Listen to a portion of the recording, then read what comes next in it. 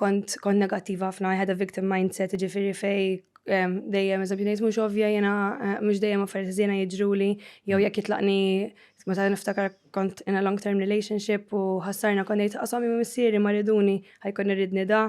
Kont negattiva ħafna fuq innifsi fuq il-body image tiegħi. Ovvjament qatt hemm affarijiet ta' ġifieri ġieli qabel niġu hawn bdejt ingerger fra fit dejjaqni xari. Ġifieri hemm affarijiet li xorta għadni niddilja magħhom ma bħal nies on a normal level ma nqumx filgħodu, inqum happy, vera nqum happy, like inqum kalma.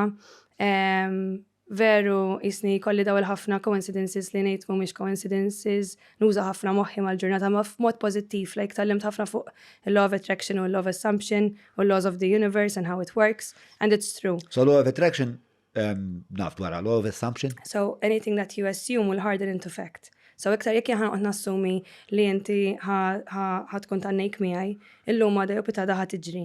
Issa jekk jiena qed nassumi li all good things are going to happen in my life, like I assume it and I believe it wholeheartedly, that will happen too. U kif the law of gravity works without us questioning it, why it works, the same, the law of assumption, law of attraction, or the all. Have you seen this materialize in your life? Yes, I'm assuming definitely, yes. 100%. 100%. Yes, jien kon negattiva ħafna. Obvjament, I was stuck in a victim mindset.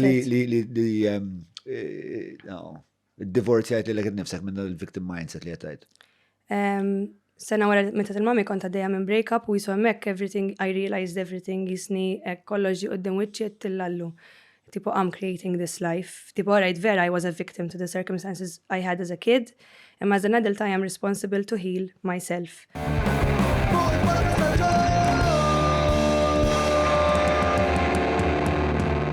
Mela, tlaqna?